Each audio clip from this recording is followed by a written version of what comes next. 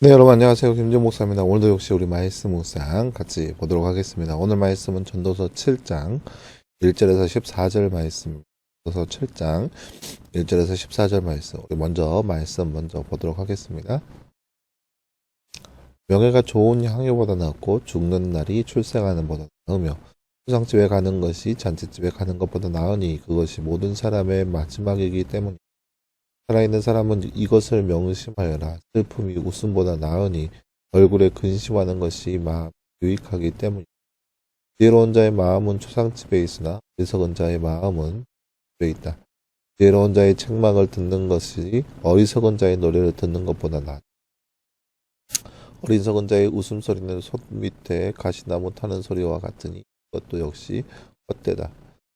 탐욕은 지혜로운 사람을 어리석게 만들고 뇌물은 마음을 부패하게 한다.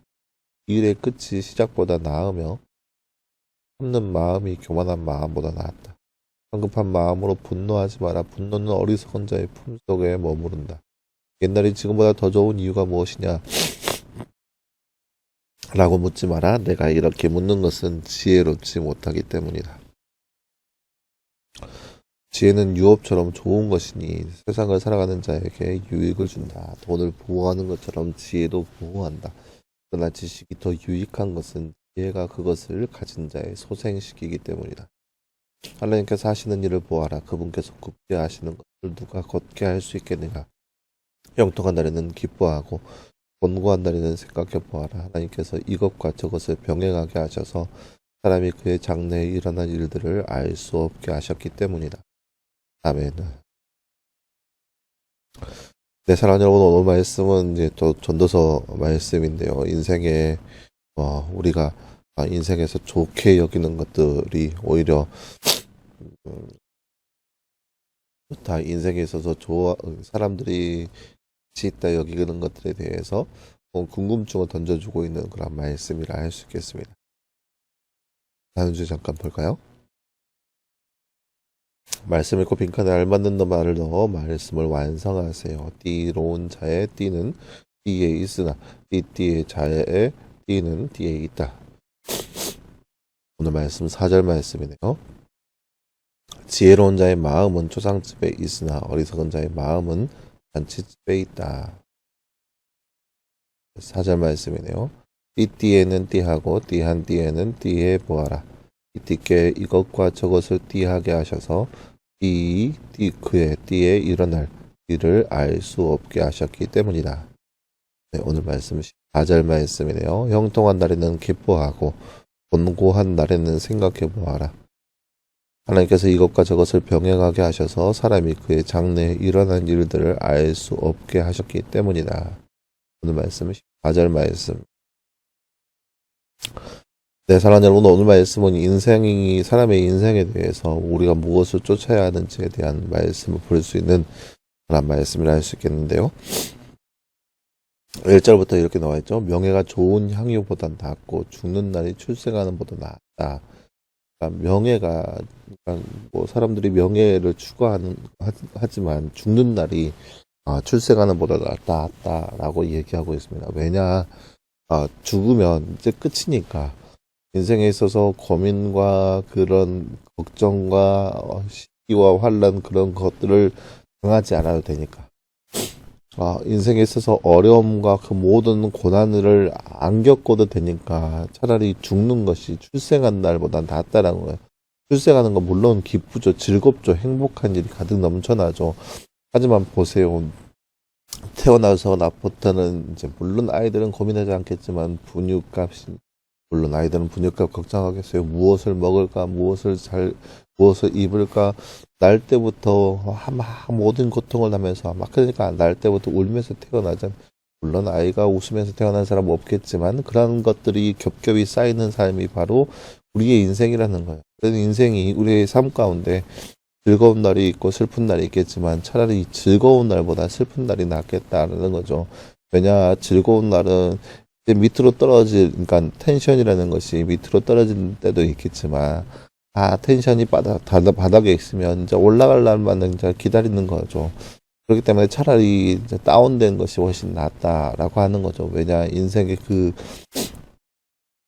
정점 마지막을 찍을 수 있기 때문에, 그러면 그 위에 더 나은 모습을 기대할 수 있기 때문에, 아니 그것으로 끝난다고 해도 그저 앞으로 다가온 그런 고난과 환란에 대해서 경험하지 않았기 때문에, 그러니까 슬픔이 웃음보다 나았고 얼굴에 근심이 있는 것이 마음에 유익하기 때문이다. 그렇게 슬픔이 있고 근심이 있고 하면은 이렇게 더 나은 미래를 위해서 생각하고 고민한다는 거죠. 그렇기 때문에 더 유익하다는 거죠. 그러니까 지혜로운 사람은 마음이 초상집에 있고 어리석은 자는 잔치집에 있다. 잔치집은 무슨 걱정이 있겠어요? 무슨 근심이 있겠어요? 그저 그렇게 거기 상태에서 만족하면서 그게 상태에서 하는 거예요. 그런 것들은 오히려 인생에 있어서 유익하지 않다라는 거죠. 그러니까 5절 말씀에 나와 있죠. 지혜로운 자의 책망을 듣는 것이 어리석은 자의 노래를 듣는 것보다 낫다라고 얘기하는 거 그거예요. 더 나은 미래, 또 좋은 미래에 대해서 생각하고 고민할 수 있는 그런 기회가 있다라는 거예요. 하지만 어리석은 자의 노래는 어때요? 거기서 끝인 거예요. 거기서 머물러 있는 거예요.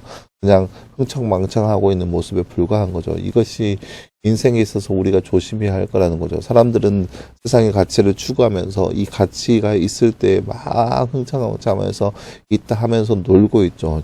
특히 지금은 얼마나 있는지 모르겠지만 예전에 한때 이슈가 되었던 YOLO, you live only once 해가지고 한 번 사는 인생 마음껏 즐기자 하면서 즐겼던 그런 인생의 풍조, 어찌 보면 사람들에게 있어서 당연한 모습이라고 보겠지만 그런 삶의 모습이 어리석은 거예요. 나중에 대해서 전혀 생각하지 않고 고민하지 않고 있는 그러한 모습들이 어리석은 거죠. 그러한 것을 벗어나서 나중을 위해서 어떤 것이 가치 있는 것인지 어떤 것이 진정한 삶인 것인지 고민하는 것이 삶 속에 굉장히 중요하고 유익하다는 것, 그것이 바로 삶의 지혜라고 하는 거죠.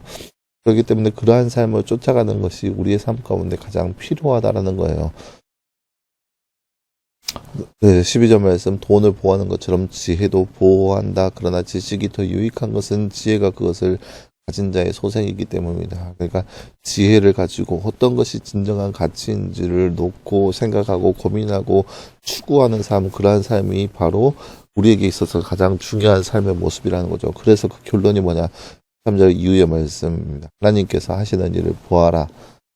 그분께서 굽게 하신 것을 누가 곱게 할 수 있겠냐? 하나님께서 하시는 일을 보아라는 거죠. 하나님께서 하시고자 하는 일, 하나님께서 진행하시고자 하는 일, 그것을 누가 막을 수 있겠냐는 거죠. 형통한다려는 기뻐하고 공고한다려는 생각해 보아라. 하나님께서 이것과 정행을 병행하게 하셔서 사람이 그의 장래에 일하는 일을 알 수 없게 하셨기 때문이다. 무슨 말이냐? 막 우리에게 형통한 편안한 날이 있고 또 힘든 날도 있고 그런 것들을 병행해서 하나님께 소리 가운데 주시는데 그 이유는 뭐냐? 나중 일을 알 수 없게 하기 위해서라는 거죠. 하나님의 일은 아무도 측량할 수 없는 건데 우리는 현재 기쁜 거에서 만족해서 기뻐하고 슬픈 거에 만족해서 슬퍼하고 그런 것이 아니라 더 나은 거, 하나님의 지혜, 하나님의 일에 대해서 더욱더 추구하는 삶을 살아가는 거예요. 왜냐? 나중 일은 아무도 모르기 때문에. 지금 현재 기뻐하지만 그 나중에 또 기뻐하리라는 그런 보장 아무도 없다는 거예요. 지금 현재 기쁘지만 내일도 기쁠 거라는 그런 보장 아무도 없다는 거예요. 지금 현재 슬프니까 내일은 기쁠 것이다. 그런 보장도 역시 없는 거예요. 지금 현재 슬프니까 내일도 역시 슬프지 않을까라고 하는 그런 것도 역시 없다라는 거예요. 아무도 예측할 수 없는 건데, 다만 하나님께서 곧게 하신 것을 아무도 펼 수 있는 자가 아무도 없다는 건데, 하나님의 계획 안에서 무엇이 진정한 지혜인지 우리가 추구하면서 그러한 삶을 살아가는 거예요. 그것이 바로 삶의 지혜이다라고 오늘 말씀에 전도자가 이야기하고 있는 거죠. 이 시대를 살아가면서 또 오늘 하루를 살아가면서 특별히 이제 오늘 고3 학생들 수능 시험을 보고 또 이 영상을 보고 있는 시점이 수능 시험을 앞두고 있거나 또 수능 시험을 본 이후에, 물론 제가 언제 업로드했냐에 따라 다르겠지만 아마 되게 수능 시험을 치르고 나서 이 영상을 보게 될 텐데, 이 수능 시험에 대한 그런 어려움, 압박감, 거기에서 나중에는 괜찮아질 것이다, 또 나중에는 어떻게 될 것이다라는 그런 보장은 아무도 없다는 거예요. 우리가 추구해야 할 것은 하나님의 일, 하나님께서 어떻게 이 일을 궁극적으로 이루어 가실지를 더욱더 생각하면서 고민하면서 살아가는 삶, 그 삶이 바로 우리 가운데 필요하다라고 오늘 말씀을 이야기하고 있습니다. 그래서 늘 오늘 하루를 살아가면서 그렇게 지혜로운 삶, 하나님의 뜻을 구하며 살아가는 삶이 바로 우리의 삶이 되기를 간절히 소망합니다. 함께 기도하겠습니다.